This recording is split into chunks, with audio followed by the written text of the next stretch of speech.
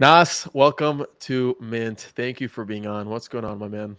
Yeah, doing great, doing great. Thank you so much for having me, Adam. Dude, I'm thrilled to have you on. It's not every day that you get to talk with someone of your kind of like stature, at least from the professional experience side. So we have a lot to talk about from Rebels, a16z, and all the good stuff. But I think a good place to start, and kind of where I start with everybody, is a quick intro. Okay, who are you, Nas? What does the world need to know about you? But more specifically, how did you get your start into crypto?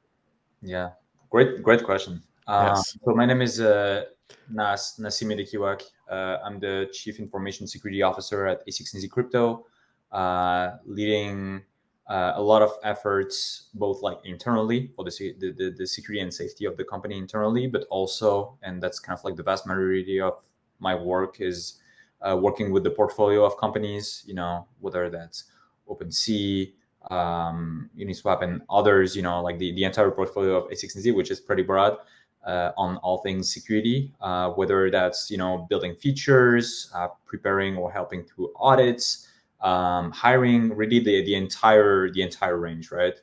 Prior to that, I was working at Facebook in the blockchain organization called Novi, where I was kind of responsible for blockchain features within the wallet and co-created the custody infrastructure for the wallet. So kind of like the key protection that is going to safeguard all the assets.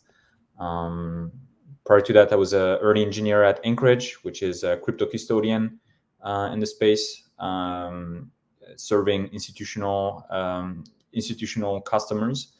And yeah, that's actually how I got into Web3. Before that, I was actually at Docker, which is like a dev tooling startup, working with the founders of Anchorage. And when they kind of like, decided to leave Web2 to get into Web3 and create their own venture, then kind of like joined along with them and started building the critical key management infrastructure. I come from a very deep security, like technical security background with operating system security, applied cryptography, and so this is something that I love to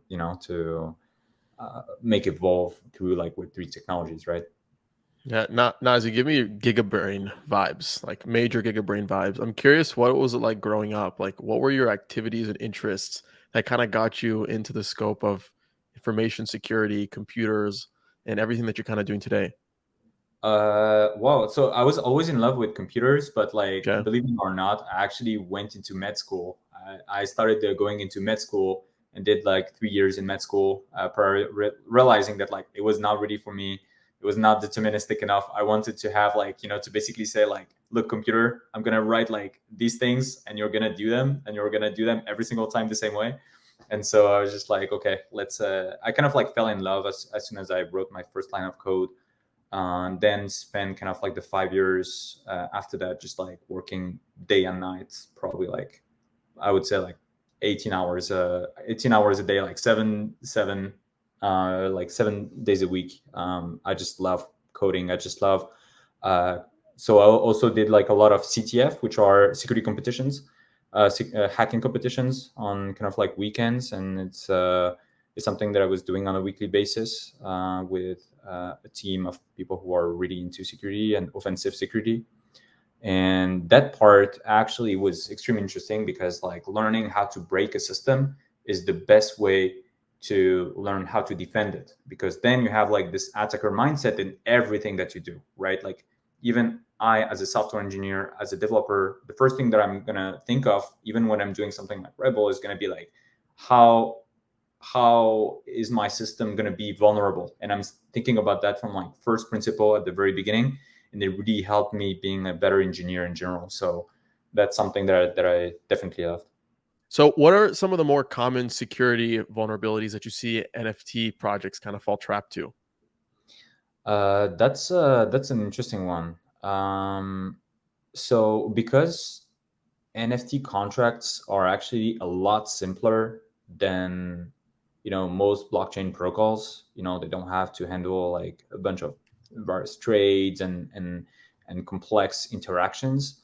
It tends to be easy to template. So what you end up seeing most of the time is people just having logic bugs, like we saw that kind of like more recently with Acutars, kind of like the $34 million that were kind of like locked within the Right. within the contract. And so like it's mostly logic bugs.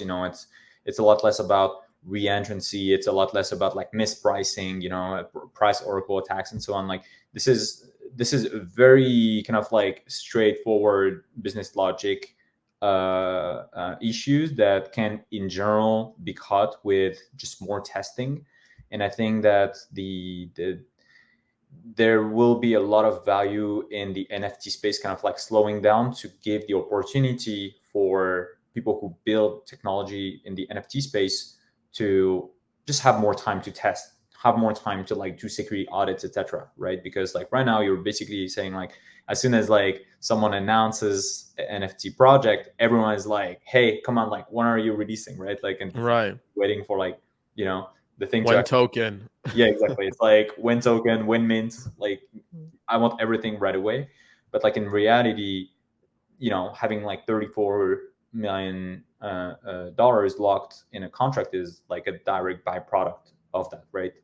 And so very important, and just like Mm. not, don't overestimate like everything that has been done in the software engineering space for such a long time. Like test your software, have it audited, you know manual reviews and so on is extremely important.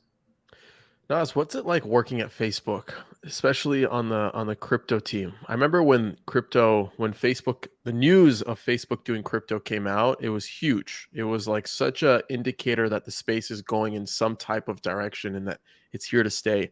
And I remember when I was in college, I think it was like 2018, 2019, something like that, where the news came out. And I remember instantly buying Facebook. It was like, all right, this is going to be game changer, right? So, from your point of view, you had such a pivotal role, kind of like developing that team, working on the products in that house. What's it like working at Facebook, especially during that time? That's a great question. There were several phases. There is kind of like, there are multiple phases where like first there is the research, like the early research on just, okay, so first I'm gonna like take a step back. There are Okay. two parts to it. There is the blockchain, and then there is the wallet that integrates with this blockchain, right? So you Right. have like this organization that is almost like split in two. And so that still works together. And like I was kind of like one of the one of the links basically for this. But you have like these two separate entities that like one works on more like infrastructure for the L1, and then there is the wallet. I was on the wallet side. And so there is a early part that is more kind of like research, right? It kind of like starts with research, especially on the blockchain side. Then you apply it and you try to kind of like get this through the door. Then you kind of like hit, the US multiple, US regulators that are basically like, I don't want this, lack of transparency, Facebook, Right. blah, blah, blah.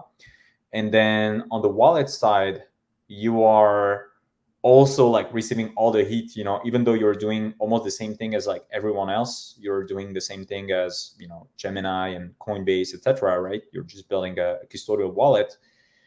You're doing the same thing, but again, regulators go like even harder at you. They're basically coming at you with stuff like requirements that are not applied to anything else. So, for example, there is this thing in like financial systems called the travel rule, where when to track basically like how money flows from person to person above certain thresholds of money, you need to have financial institutions on both sides of the transfer to actually KYC the other user, right? Mm. Like you have like a cross checking for every step along the way above certain thresholds. And basically regulators said like, well, you see the travel rule, you have to like do it within at the blockchain protocol itself. So that the L1, it's almost like you basically need like a way to validate at the blockchain level that KYC was verified on both ends above a certain threshold, which is like crazy to us, right? Like no one would ever add that to Ethereum on purpose. That's just nuts. And so you start having like all these requirements, and you're fighting more and more, and people telling you like, well, like the blockchain data, really it's private data, it's user data, so like how does Hmm. it work? And you're like, no, the thing that is on the blockchain is public. So you basically try to build a product, right? But you get a lot of heat and requirements from people who first don't understand the technical trade-offs. um, some of them can be kind of like doing that kind of like in a malicious way, but a lot of them actually just don't understand, right? And it's just like a lot of education that needs to happen. It's a lot of Right. knowledge sharing. And Yeah. so you end up like doing a lot of things. You end up building the product, you end up like writing a lot of documents to educate the people, and then you start kind of like understanding like, how do I battle these like constant requirements on top Mm. of like the base product. And so there was a lot of that. We were ready to launch the blockchain wallet many times, and kind of like actually the day before, like receiving basically the information that like, nope, they're blocking it, and it was like multiple times. And so it's very hard. I'm not gonna lie, it's very hard, especially as a product builder, where you're like off.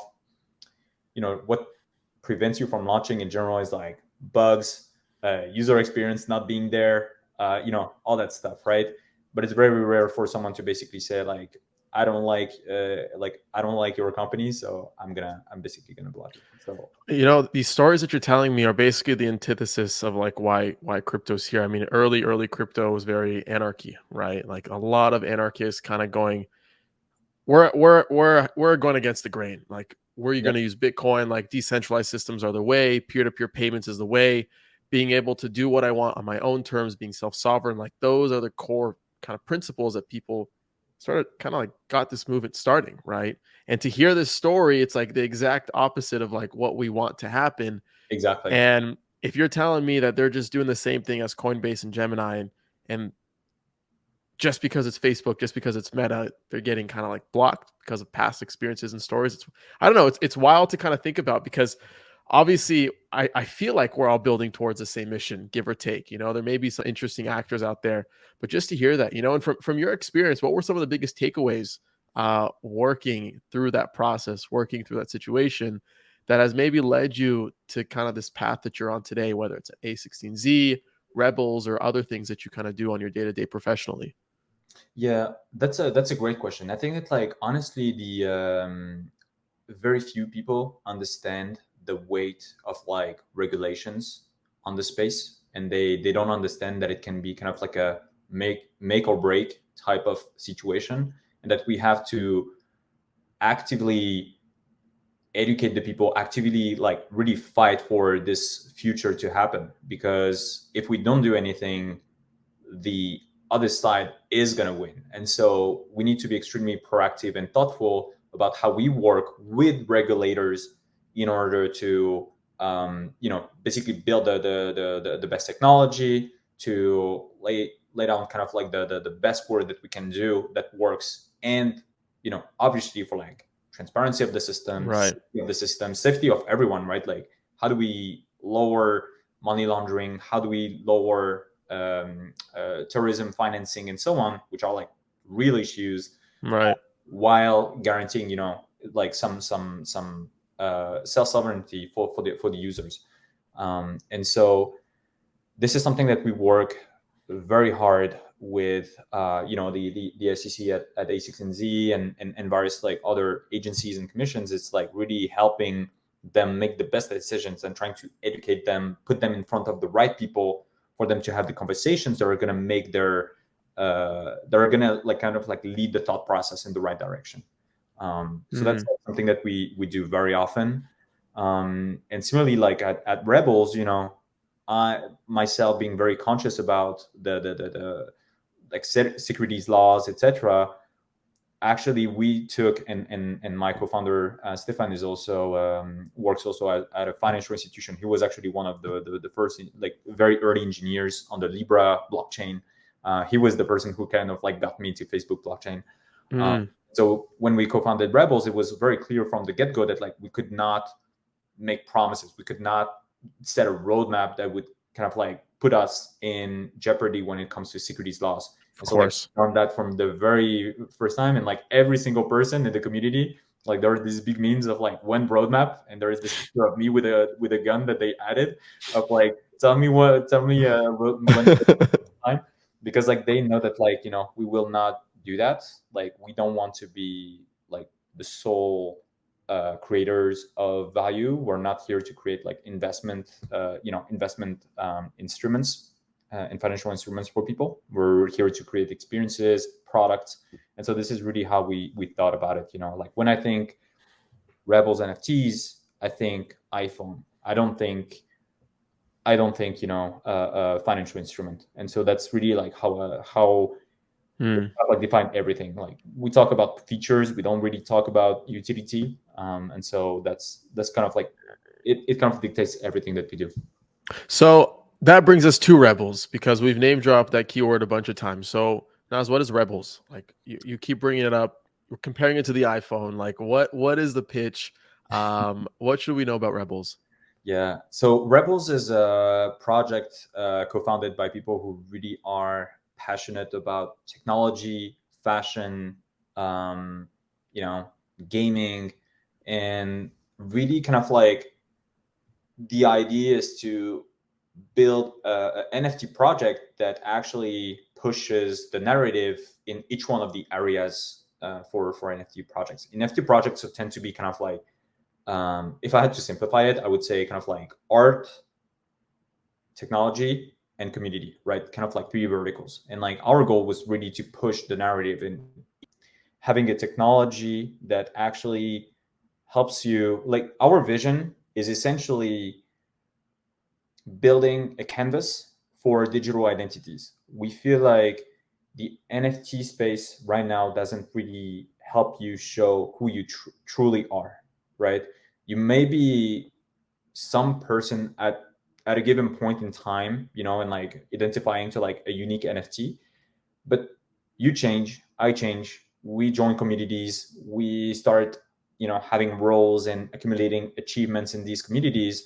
And right now it's impossible to signal all of that, right? Like the most of the NFT pictures that we're seeing, they're very static. And so our goal is to build a dynamic, kind of like a dynamic front end Mm-hmm. for us to communicate, who we are to the rest of the space.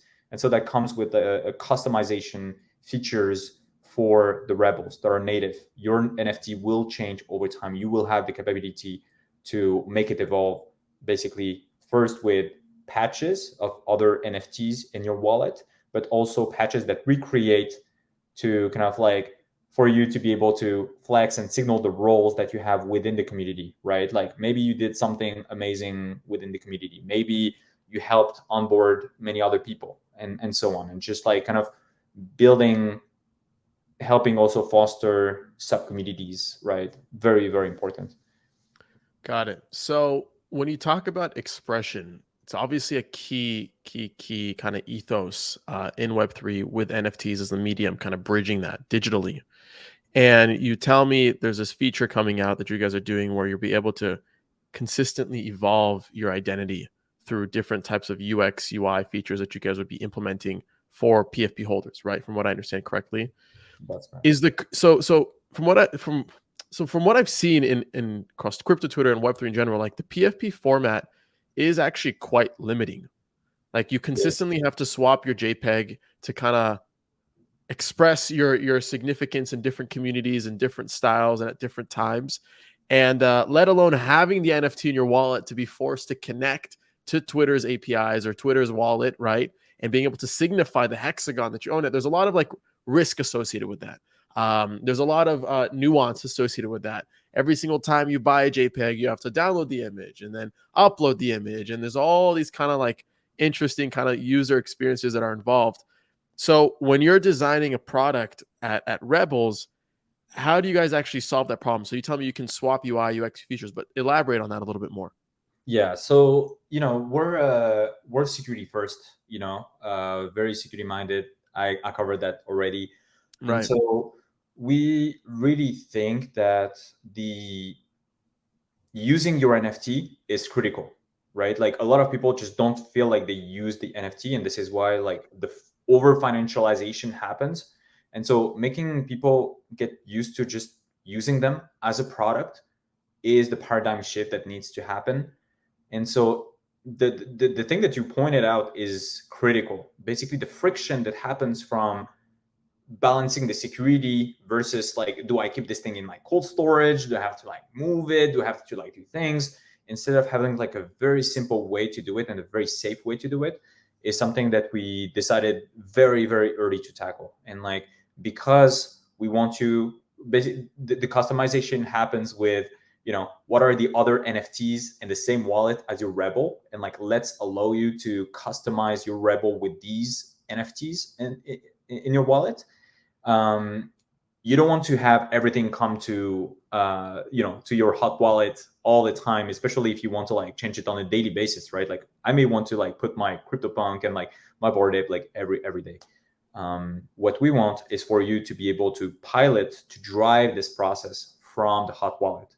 And so we're actually working on something that is called customization permission delegation, where you can actually have from a certain wallet the ability to delegate the authorization to customize to another wallet that doesn't need to hold it. It would not be able to transfer. It would not have any other permission than just customizing.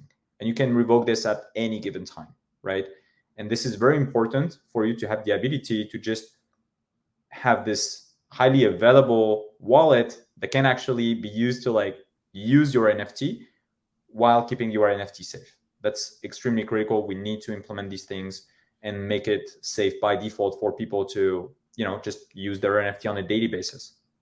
Wow. That's actually really, really cool. So, how do you go by tackling a problem like that? Like, what are the steps involved? If you've been thinking about this since the genesis of Rebels, how did you guys approach this problem space and trying to find that right solution? Yeah, this is a great question. So the idea is that you essentially have several ways to do it, right? You have kind of like, I want to do everything on chain, I want to do everything off chain, and so on. And so we really felt like the idea of permission delegation already exists. You know, for example, like when you want to make a trade on OpenSea, right, and kind of like start a sale, what you do actually when you kind of like click on MetaMask and you authorize it is kind of, you actually authorize OpenSea to set approval for all to move assets on your behalf. So Hmm. right now what you're doing is actually just that. You're actually delegating the permission, a specific permission, in that case moving the asset, to OpenSea. And what we want is kind of like generalize that and apply it to customization. And in the future, we want to apply it to more features, right? And so something that is like fully on chain, where like there is like full transparency, everyone can check who else has like the customization features, allows the system to work even without us. So essentially, once you have kind of like a smart contract that works almost as like a registry, right? That registers who has the authorization to customize what, then that means that like you can even show that if you are Twitter, if you were Instagram, and so on, right? Like you can even have basically say like, this is, you know, this is the wallet that did the action, but actually this is the actual wallet that holds Mm. the Rebel. And this thing is actually what will allow this to be kind of cross-platform. And you know, no one, we're not going to ask, you know, Twitter to integrate with us, Instagram to integrate with us. They just need to integrate with Ethereum, and that's it. There is nothing else that is necessary. So, what that feature that you guys built that can't be a standalone product on its own, or could it? So okay, so like basically the customization will happen Right. on our platform and will be propagated. But say that like in the future you want, as Twitter, as Instagram, to provide basically customization integration. And Hmm. I'm going to say even games, because I feel like games are extremely relevant for this, right? Hmm. Games are like killer, kind of like killer use case for this, because when I have my Bored Ape, I don't want to play like, you know, the metaverse games from Yuga Labs with, Right. you know, with my my thing plugged on like 24/7, right? Like, especially if I'm gonna play at a LAN with other people, etc. Right? It's gonna be a fest. Disaster. Yeah, exactly. Like, you don't want people to come to like necessarily like a fest with like all that stuff. So, the idea is that you want to integrate with a mechanism to, check, basically to do the customization from within the game itself, right? But we would kind of like own this part for now. And other things that were, then you can build on top of it, right? You have like the customization, and now that you kind of like own this interface for the customization and this layer, which is almost like a meta layer when you can accumulate things. And by the way, we talked about visual NFTs, but like in visual information, but what about non-visual information, right? Like your rebel could be like the meta layer as a whole for any form of identity, right? It could be configuration of like, when you go on, in games, do you prefer like dark mode? Do you prefer light mode? Do you want to have like specific settings that you want to kind of register? And like, you can accumulate that in this kind of like dynamic NFT that would add as, this digital layer. And it doesn't even need to be like solely visual. So Wow. this is something that like we really want to have. We're gonna kind of like have that on our platform. But if someone didn't trust us to do it, or if someone in the community wanted to build a better product, then they should be able to do so. This is the whole ethos around Web3, right? It's kind of like, we put it on chain, you have access to the registry. If you think you can better provide a better customization than us, you should be able to do so. And we really want to provide the right incentive for people to build on top of rebels. And so that's one of them. That's so cool. And now I'm trying to visualize this now, because from a tech point of view, it makes a lot of sense. Like problem solution, peanut butter and jelly, legit. But now I'm trying to understand, what does that look like visually, right? Have you guys revealed that already to the community, of what that process would look like, or are you guys holding off on that? Yeah. So, the whole like no promise, under promise, over deliver, Right. is very important to us. So what we revealed is the first iteration that is coming pretty shortly after the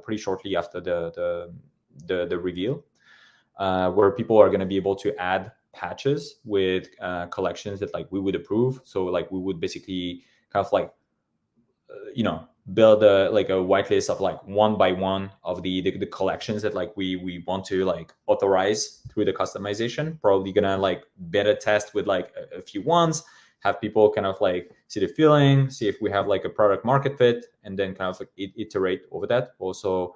And by the way, we also want to leverage roles within the community to test this feature. So we're actually creating our patch system, where if you have a role within our community, you will be able to display it on your rebel and like customize your rebel to kind of like flex. Sick.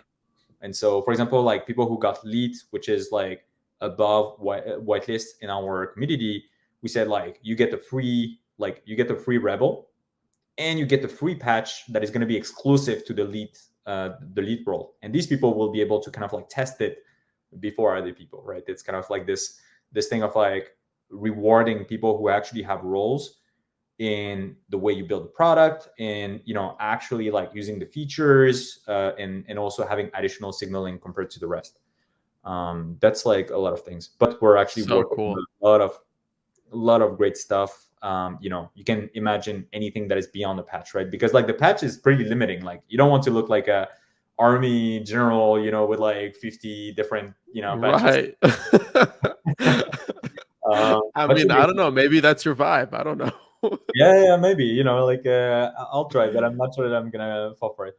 But like overall, you may want to use more of this. As we said, the PFP, the PFP format is limiting. It is like constrained, so you may want to use additional parts of the rebel. And like additional things, like we started looking into interactive NFTs, because like we believe, and OpenSea is starting to support that pretty well. The ability to kind of like click and do actions, like with your keyboard keys, etc., to interact with your NFT, get more information out of it. Say like you can click on a patch, display more information, and kind of like not just get the PFP, but actually get links to additional information that can be displayed and would not really be like as native on Twitter. But through additional interactions, you can actually get further data and metadata on anyone, right? What's up, guys? Adam Levy here. Sorry for the quick pause, but I wanted to recognize a couple of our NFT sponsors who are helping make this episode a reality. They are Coinvise and Mint Songs.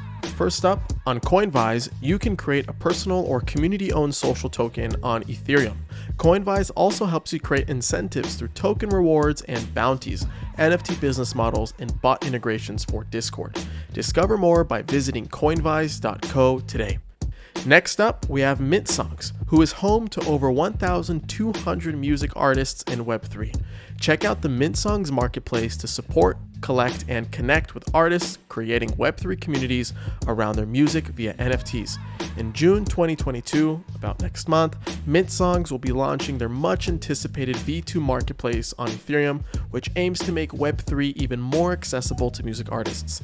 Follow along on Twitter at Mint Songs or check out mintsongs.com to learn more. All right, back to the episode. You know, PFPs are inherently visual. It's a visual experience. It stimulates your vision, right? One of those senses. And I'm trying to think, like when you think about expression beyond just being able to see something, right? Whether it be listening to something or feeling something, I wonder where NFTs come into play with that, like an auditory expression type of experience. And I know I'm thinking kind of like more brainstorming with you over here, because Oh, being able to basically visualize and symbolize you own something, right, is inherently why I believe NFTs went berserk. And being able to kind of have digital property on the internet, being able to symbolize that you spent X amount of money on this thing and show that off, and provably show it off, has those like social effects that we kind of go through in the physical world. But I'm trying to think about any file could be an NFT. You can tokenize any type of file. And what does expression look like on a visual level? Not on a visual, on an auditory level, for example. And because I know a lot of your tracks, a lot of your promo has really interesting music behind it as well. It's like a very dual type of experience. And I'm curious, like, how do you guys think about more of the auditory side around NFTs at the project, if that's even something you're thinking about? yeah, we've been talking about that. So first, I think that there is kind of like the visual identity. We really like solved this, I think, in kind of being at the intersection of kind of like more high-end fashion, streetwear, and I would say kind of like the cyberpunk, vibe. And so, right, being at the crossing, the audio side is very hard to do. So like right now, I feel like we're kind of like trending towards almost kind of like Japanese, so like almost like Japanese trap type of feeling. Mm. But I think that like we would first need to like to get that. But this is something that we definitely want to have in our interactive experiences. One thing that like I was thinking like as you were speaking is, say you have like the pods for like Artifact, right? Like first and foremost, like I'm a huge fan of Artifact, love what they do, very like tech centric, really trying to like push the narrative, and like we're seeing that with also like customization features and so on. Like what if you had like your clone and then like you can click it, and within the NFT itself, or like through the interactive interfaces, have the pod be part of the NFT, right? And like basically have like the clone link to that, right? And like you basically enter like the pod by clicking some things, right? And so, and even having sound that comes with it and so on. And so this would be part of like a kind of like an end-to-end experience. And like that's kind of like how I think about it. There are obviously security issues for marketplaces to handle storing state, and like allowing your NFT to access other websites to do like various actions. So like they need to sandbox things for security purposes. But like I'm very curious to see like how far can we go from like interactive experience that is visual, audio, that is very cohesive and like really brings you something as a holder, but also allows you to signal more things to people around you, because a lot of the PFP space is about this, right? It's about like kind of like showing who you are and allowing bringing people into your your world kind of, and like displaying your roles and achievements. So like, how do we make that kind of like a cohesive thing? And we're working on that. But this is very hard to do, honestly. Yeah, like so audio is like tokenizing music, for example, is really, really big right now. And if your song, if it's a one of one NFT and it gets played on the radio, there's no real way for me to kind of provably kind of like show that I own that song that's playing on the radio right now. Right. And I'm thinking like, what does that layer look like? Being able to kind of prove that you own an audio type of file on chain. You know what I mean? So yeah, so there are kind of like different ways that like the music NFTs are working right now, and like this is extremely interested. Like I love music NFTs, and like one of our advisors and one of my very good friends is Justin Blau. And so obviously like him being a worldwide known DJ, but also being the founder of Royal, I got to learn a lot about music NFTs through him, and so there are kind of like different ways to think about it. There are people who kind of want to store the music on chain or like through IPFS and just like link to it, and others like Royal actually do not point at the file, but they actually point at legal documents that represent your ownership of the song, right? With a hash of the file, and so this is actually like two different, very different ways to do it, and it has like very critical ramification around like what it actually represents. But this is very important to kind of like note, and I think that like the one with the documents, the legal documents, will work great for that. And it's so interesting how you approach that question from a technical level, right? Because what I was imagining, because NFTs are inherently visual, right? And the way you kind of visualize ownership right now is through a hexagon or if it sits in your wallet. And what does that look like for like an audio based NFT that you can't really put in your PFP and have the hexagon, right? Oh, I see, It I see, just I see. you know what I mean? And it's I see. interesting how you answered that from a technical point of view. I mean, that's just how you're wired. I love it. No, Yeah, I love it. exactly. But I'm thinking because I collect a lot of music NFTs and there's no real way for me to show it off. Maybe by sharing playlists, right? And being So able to kind of symbolize ownership. But even that, like that's more of a visual experience too, scrolling through a playlist. But I'm thinking if it's on the radio, if I hear it on a TV show, right? Or something, how can I show that off, to the rest of the world that yeah. I own that audio file? You know what I mean? So one thing that like I've started digging into is like through interactive NFTs, how can you should just share more context about things that may not look as good on, like, for example, Mm, like a patch or something like this, right? And like if you think about clicking an asset, clicking a patch, clicking something on the PFP and being able to like reveal more information about it, whether it's like ENS name, for example, like you have some ENS names, like it's just we started looking at like ENS names, and formatting them is a nightmare, right? Like some people have like ENS names that are just like longer than my apartment, and so just having like you need to kind of like standardize a way, like more or less the way you want to like display it. Maybe it's just like with the logo of ENS and allowing people through interaction, so like actually clicking on the ENS thing to kind of like display almost like a window, still part of the NFT, still part of like what is pointed to by the NFT on chain, but having like an interactive experience that like can display more information about the ENS, right? And that would be kind of like this is mm, this top level ENS. This person has like and like the registry of the ENS under mm, this, or like the subdomains that they may have, mm, and so on. And same thing for same thing for music, right? It could be sound at XYZ, it could be royal, but like you being able to like click, on like something that looks like a logo or something and play it as part of it is something that we can do, right? Like this is something that is actually very easy to do. You can have, it's just JavaScript and you can play musics, right?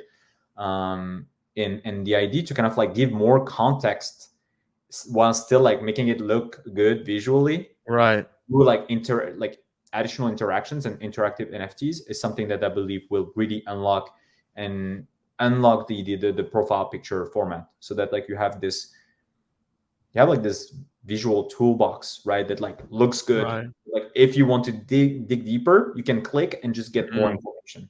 It's just one big rabbit hole. Yeah. It's like a visual web browser, actually. If you think about it, it's almost like, you just like click on instead of clicking on the link, you actually click on like something that is visual, a visual element, and just like start getting more context, and can do that even recursively again and again. And so these are things that like we're actually heavily considering and talking. So talking more about like the visual experience, I want to talk about the art, okay? Because uh the internet is actually going absurd over the renders that you guys are creating, and when you zoom in, you just see like pixel for pixel, like the detail is immaculate, right? I don't know who is the artist on the team. Like, how did you guys even find this person? The design is incredible. Yeah, so in the NFT space, there's like this question that you just asked of like who's the artist, but like obviously when we're talking about this level of quality, it's not a single person. It's actually an entire team. I think it's a little bit over 10 people that have been working on this for 7 months actually straight. Wow. And yeah, like this is like we wanted everything to be pixel perfect, look amazing, not too dark, not too joyful, having like the right level that like keeps it like mysterious, and has like coherence in the artistic direction. So on that point, so what did the mood board look like when kind of designing this project? Like, what were the different elements that led to the inspiration of the first character? Yeah, that's a great question. So like the mood board was, we wanted to like really find the different sources of inspiration. What kind of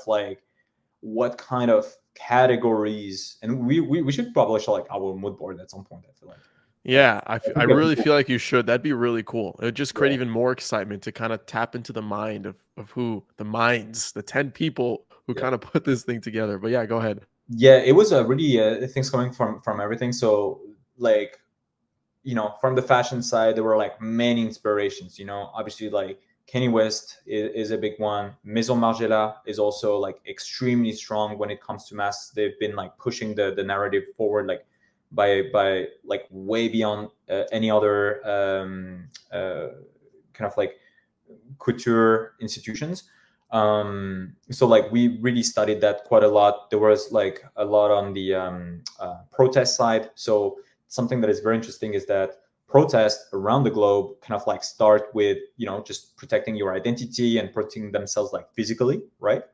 But then one step further is actually like what kind of message can you represent onto like your mask, right? So you start having like people who write messages onto their mask, put symbols, etc., and then like you get into fashion. And so fashion has been like, you basically have like protests that turn almost into like fashion display, right? Because it grabs attention, it is going to make things viral, and like people, human beings are about symbols, right? Like we're like very visual creatures that like really relate to symbols, and like to put ourselves behind these. And so just going over like various protests in the world, and how like people started building messages, visual messages for them, and visual language.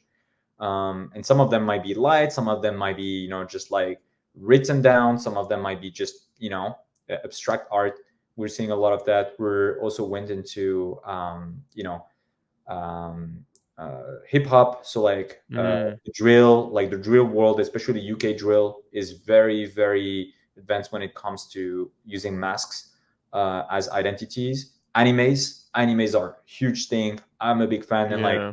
if you look at like, wow, if you look at like Naruto, when you look at like some of the other like Bleach, etc., like the mask is just everything. Like when you see like some of them with the mask, you because it's not so much about like like it's the person that like sends a message, and like this is exactly what we wanted to do from like an artistic standpoint. It's basically like sending a message that is much bigger than like what you look like physically.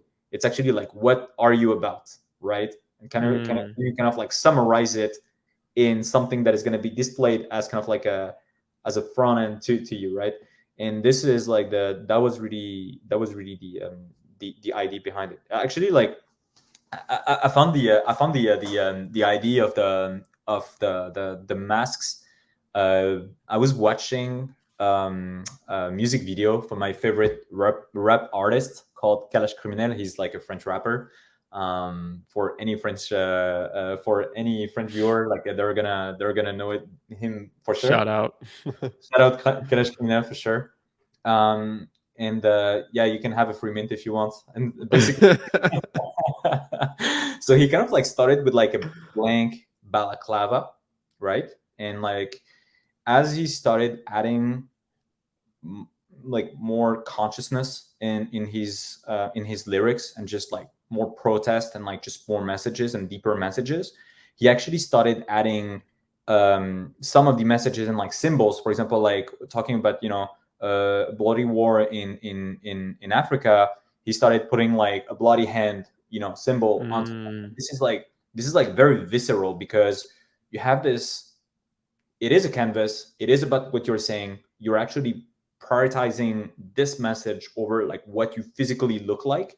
And we felt like it was the best representation, like it was just the best artistic concept that would match this idea of like a digital canvas that would allow you to show more about yourself.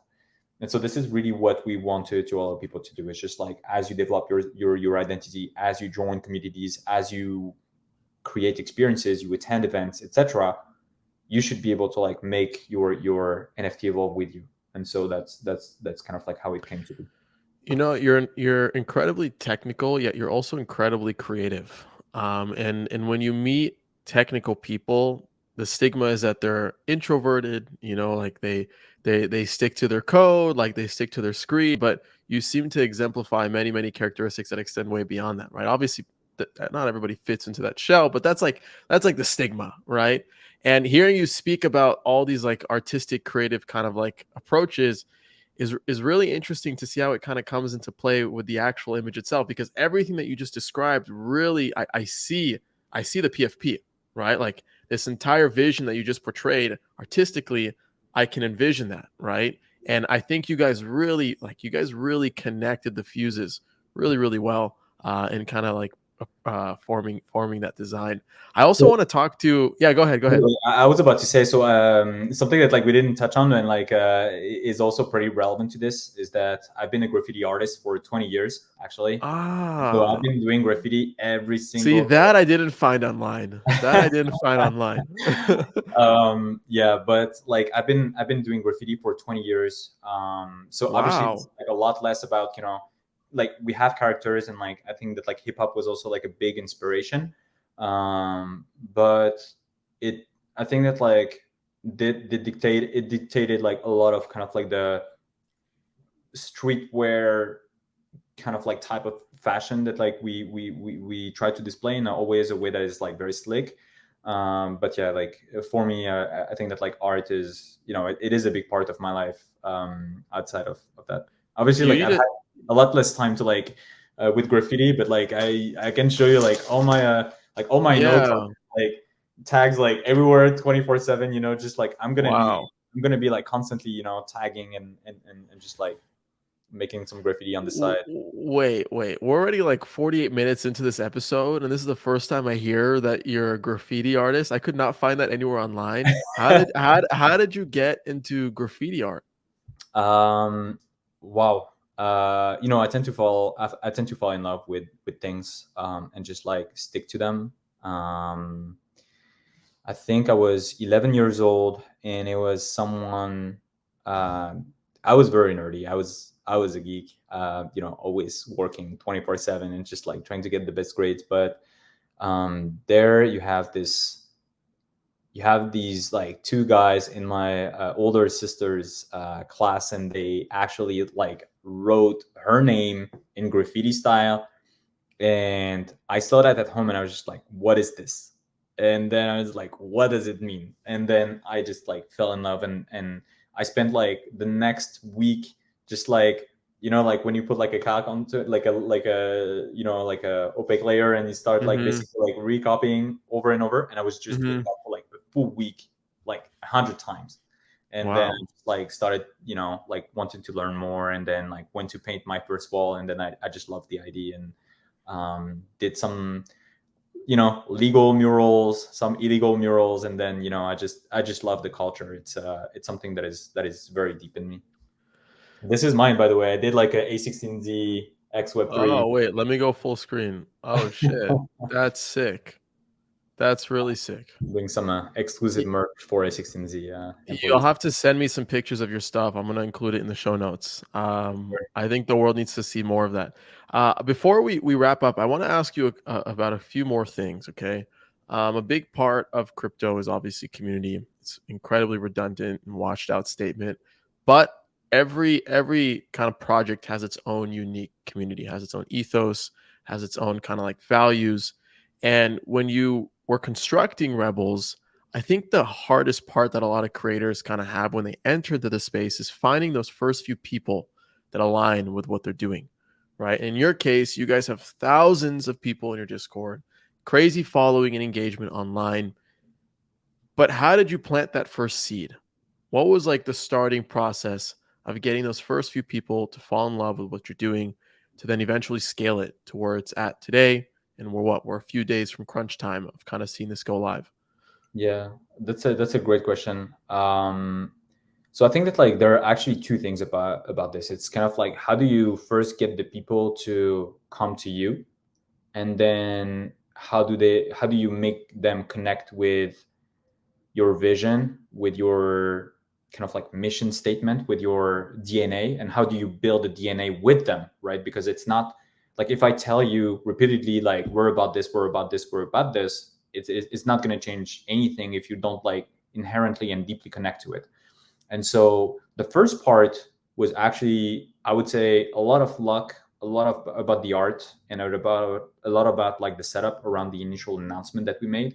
So I was actually on a Twitter space with Nikhil, the co-founder of Alchemy. I was also on the there was also co-founder of Dapple Labs, and a few other people. And so at the end, we actually did a POAP that was basically like that would represent like a whitelist entry in our Mm. project that we just announced, right? And it would like, there were like many people in the audience. It was like very high profile. We were talking about like Web3 and security and the future of infrastructure in the space, etc.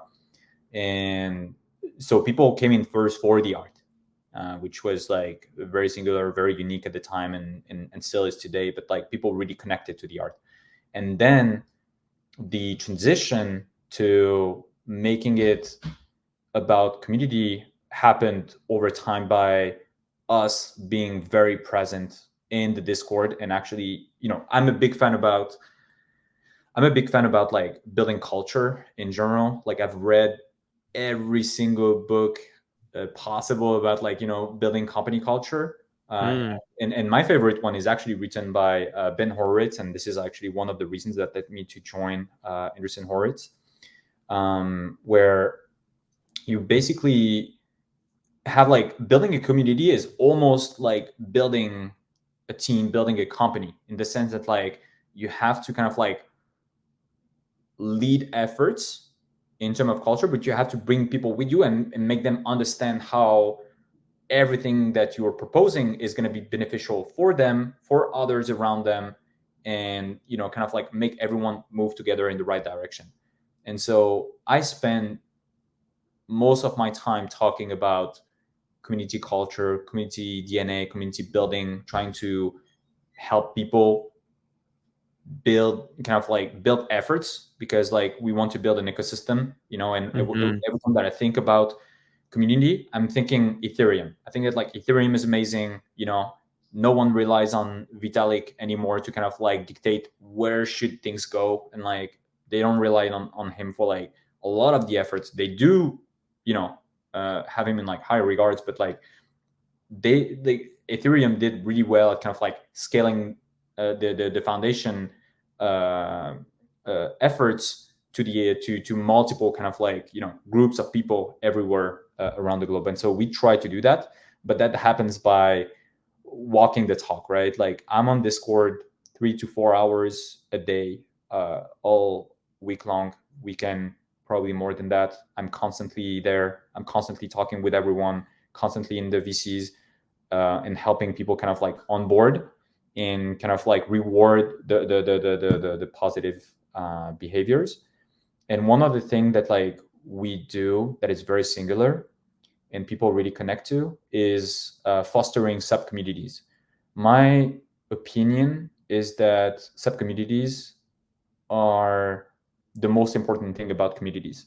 Like, this is the thing that is gonna dictate that like you feel like you're part of a whole, but at the same time you are unique. I myself, for example, if I take like an example from just like a geographic standpoint, right? Like where I come from France, and I'm not thinking like, oh, like I'm not the scare. Sorry, I'm not the scarce resource because I'm like one of out of 70 million, right? Like this is not how I think about it. How I think is like, okay, I'm French, but I'm from Paris. I'm from the 18th district, and like within the 18th district, I'm from like this very specific neighborhood. And this kind of like these layers, nested layers, actually dictate how I actually feel like I'm and part of like something big, and also at the same time part of like a very small community that like makes me unique, right? And so this is the type of thing that we try to foster in the community, where we're really into helping people build sub communities. We help people create like we already have like 3 people who created their own NFT collections within the community, and we help them bootstrap these efforts to kind of like have already these kind of like smaller groups form themselves and feel like they're not thinking about like, oh, I'm just a rebel, but I'm part of like Yoko Yoko Rebel. I'm part of like Toys Rebels. You know, it's Mm. just like, and people are already talking about like forming their own DAOs, etc. Like, I love this. I think that like one of the reasons why Bored Ape was so successful is because you have like the golden apes that form their own DAOs. You have like sub communities that form themselves and just like really thrive over time. Same thing for Azuki. And so I'm really excited to see that happen for Rebels. But it comes with like really doing that on a constant and daily basis, which is something that like not a lot of people have obviously like the time and the energy to do, and the passion, but like this is critical. So do you orchestrate manually a sub community and hope that like it spirals out into something organic, or how do you like prompt a sub community to form? I think that like people do have a lot of creativity, and like people have the people have the creativity. People will create things and in the community, and we see that constantly. And the goal is not for you to just like oh, clap clap, like whitelist. This is not Mhm. what you should do. What you should be doing is like, your thing is amazing, a lot of people would like really enjoy displaying that. Do you feel like building something bigger? Do you feel like bringing other people that like you're close to, because they also build friendships, right? It's like, do you and your friends want to like do something and kind of like help them organize the events, like basically help on the operational side around it and like communication, so that like they provide the main efforts, but you're here to kind of like support them from like an operational and like marketing communication perspective, to kind of Mm. like scale out their efforts more broadly within the Discord, outside of the Discord. And so now you basically have like these this amazing part of like the Japanese community that is actually creating kind of like a Japanese roulette with like really sought after NFTs that are like from a derivative collection, and they organize that on a very frequent basis. They have like these like votes on like which one should be released next, etc. And so they have the creativity. They put up amazing content that like I would not be creating myself, because like we just like we have very different creative Mhm. experiences and appetites and taste.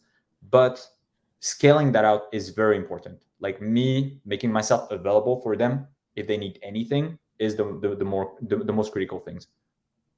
Oh, and by the way, our solution, so one other thing is that you need to make people feel like they're part of the community even before the mint, which Mm. is very important. And so now like you have a lot of things that are free to mint, and like that's like a lot more widespread. But for us, we actually did it when no one was doing it, and so we really wanted to make like these people feel like they're already part of the community. They don't need to like think about over financializing this project. They should just like focus on building the base stuff. And so this is what we basically did with the free mints very early, to basically allow them to feel like, okay, they're already part of the community. They can like go to the next level, right? Like they're already in this Rebels ecosystem. Now they can build like one level deeper, as I was discussing. It's a funnel, basically. It works. It works as a funnel. Something that I've been talking about really for a long time on the podcast, because this is all about creators, the Web3 creator economy, and trying to build an audience in the Web3 creator economy is trying to find and align incentives. And the best way to do that, in my opinion, is through a free mint, or at least using that as a way to gauge and kind of like funnel in a top level type of category. Then you kind of work with people and kind of create unique experiences that funnels them down throughout the pipeline. And we saw this with the Mint one with G Money and him building like this CRM of giving out POAPs to his most earliest supporters. We see this with POAPs in general and people attending events in person, be able to kind of mark their milestone in terms of being a part of something very early on. I also do this on the podcast with Mint. I've given out over 8,000 NFTs to my listeners Wow. for free. And the last season, they were non-transferable because I saw people kind of switching and trading these POAPs, which the intention is because I want to do something bigger. The intention is to kind of mark it as you came in at this season, you supported me at this season, and now I can prove that, right? So free NFTs are a great way to do that. Creating sub communities through these projects is actually, it's the first time I've heard something like that, which might just end up being the title of this episode. We'll see. But this has been great. I've learned a lot from you. I've learned a lot from your story. And before I let you go, where can we find more about the project? What are the minting details? When does it go live? Give me that entire rundown. That sounds great. So you can first, everything is gonna happen on the Twitter page, twitter.com/rebelsbynight. The website is rebels.art. So don't, fall for any scam. Nothing is gonna happen on like fake pre-mint sites. You have to go through the official channels. The mint is actually happening this Sunday, June 12th. The public mint, which is going to last 3 hours in the format of a Dutch auction that is going to start at 0.8 and will rest at 0.1. Then the whitelist is going to be right after that for probably 48 hours, give or take. And it's going to be at 0.08 ETH. And then we're going to have some blog that is dedicated for like all the free mints. We have 10% of the collection that is free to mint for lead and pseudo roles that we were talking about before. So that is going to be the mint. The reveal is going to be shortly after. We don't want to wait, to have people wait too long. We're building an amazing reveal experience. A lot of people focus on the mint. We want to focus on the reveal. We think that like the reveal is going to be something else, and so very excited to see everyone join us in the rebellion. That's really something that we're very excited about. Incredible. Well, we're gonna have to do this again once the project is live, once everything has been revealed, and we kind of see the community grow from there on out. But thank you for being here. Thank you for taking the time, and we'll see you soon. That sounds good. Thank you so much, Adam. It was awesome. I had an amazing time. Thanks again for having me. Of course.